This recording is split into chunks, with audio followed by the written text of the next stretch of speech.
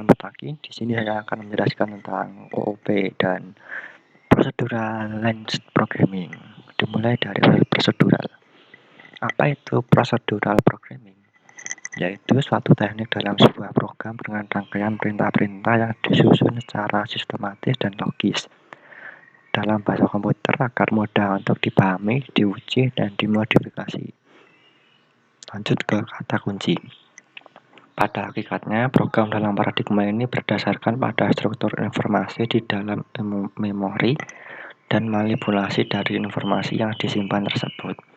Kata kunci yang sering digunakan dalam paradigma ini adalah algoritma plus struktur data sama dengan program. Nah, kita lanjut ke langkah-langkah untuk membuat procedural programming language. Yang pertama, mendefinisikan masalah. Yang kedua, menentukan solusi. Yang ketiga, memilih algoritma.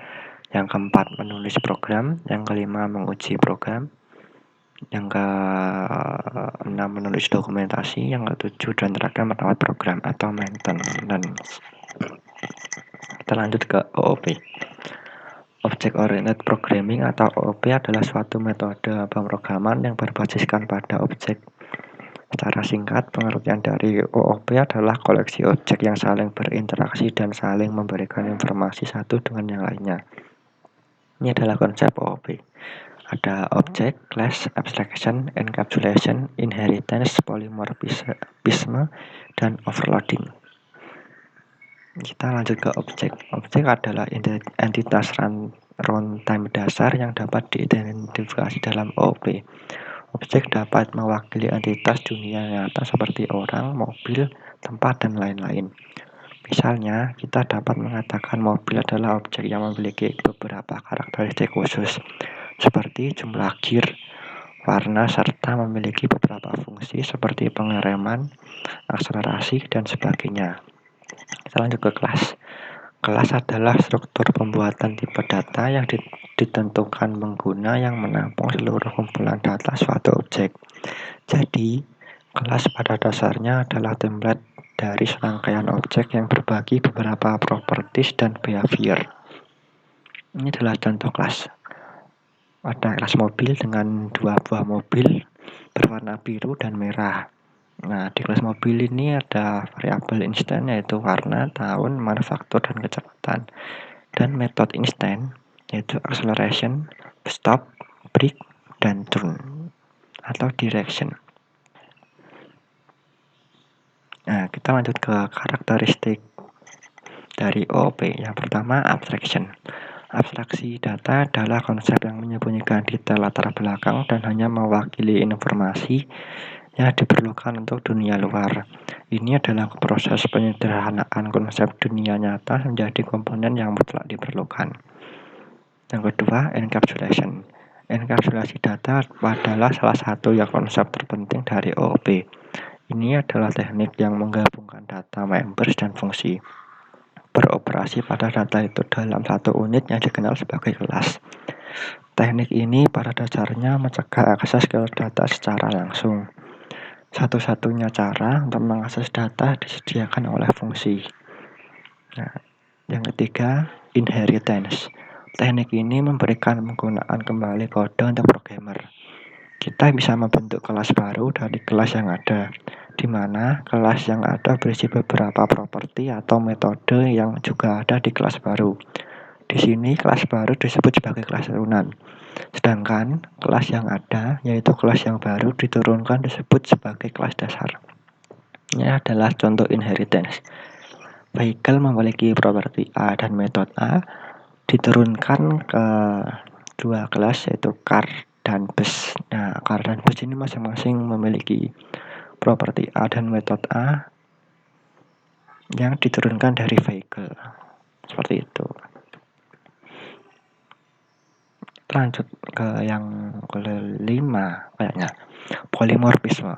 Pada dasarnya polymorphisme adalah kemampuan suatu pesan atau data untuk diproses lebih dari suatu bentuk. Ini adalah konsep penting dari pemrograman berorientasi objek yang mendukung kemampuan suatu objek kelas untuk berperilaku berbeda dalam menanggapi pesan atau tindakan.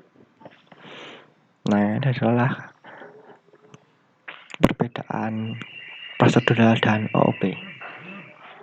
Seperti ini bisa dibaca ada 6 perbedaan. Kita lanjut ke kelebihan OOP.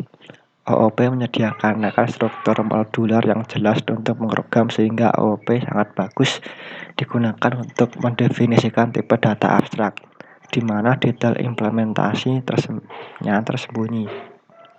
OOP akan mempermudah dalam memaintain dan memodifikasi objek kode yang sudah ada. Objek yang baru dapat dibuat tanpa mengubah kode yang sudah ada. OOP menyediakan framework untuk library kode, di mana komponen software yang tersedia dapat dengan mudah diadaptasi dan dimodifikasi oleh programmer. Nah, kekurangan OOP tidak memperbolehkan implementasi yang kuat pada reuse. Properti software tidak terikat dalam satu unit fungsional, sehingga harus crosscut di antara komponennya. Crosscut tersebut mengakibatkan sulitnya pengembangan dan pemeliharaan. Nah, lanjut ke kelebihan prosedural. Memiliki algoritma pemecahan masalah yang sederhana, standar, dan efektif.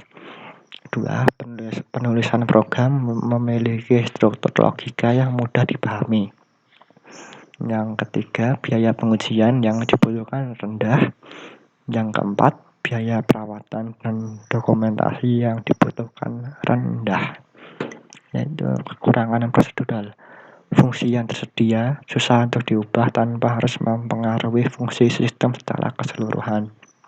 Dukungan bahasa pemrograman terbatas. Yang terakhir, tidak didukung oleh framework, karena framework saat ini sudah menggunakan paradigma OOP. Mungkin sekian dari saya untuk penjelasan OOP dan procedural language. Kita akan lanjut ke contoh-contohnya.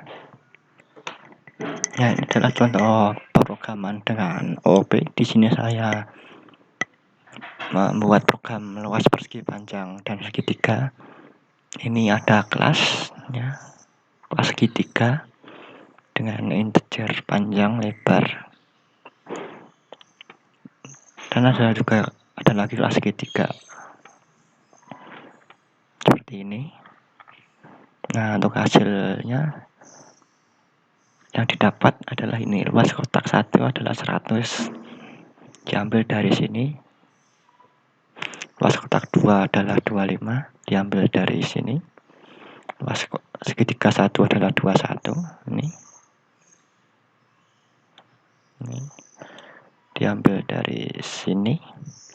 Luas segitiga 2 adalah 10,5, diambil dari sini. Dan ini.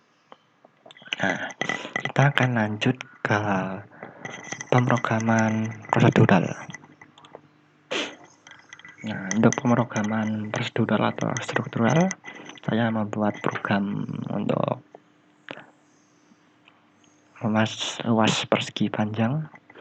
Di sini saya memasukkan panjang persegi panjang 12 dan memasukkan lebar persegi panjang 10. Maka luas yang didapat adalah 120. Seperti itu untuk pemrograman prosedural. Mungkin sekian penjelasan dari saya untuk penjelasan OOP versus prosedural language dan contoh-contohnya. Apabila ada kesalahan saya pribadi, mohon maaf. Wassalamualaikum warahmatullahi wabarakatuh.